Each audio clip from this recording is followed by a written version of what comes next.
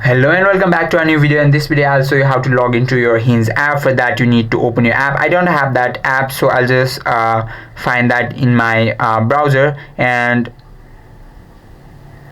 this is our Hinge website, and there you'll have to tap on your sign in. There you need to find sign in page.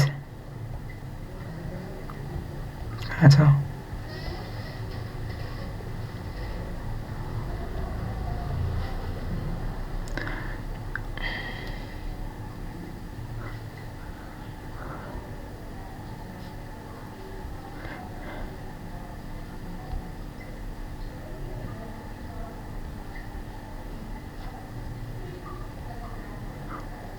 Once you are on sign in page, you have to select your platform from where you can log in, or you need to enter your email address or your username and your password. And after you enter your username and password, tap on next button, and that is how you can log into your Hinge app. I hope this video helped you out. If you have any questions or queries, just let us know in the comment section, and don't forget to like this video, and also don't forget to subscribe our channel and hit the bell icon so that you won't miss out any updates from us.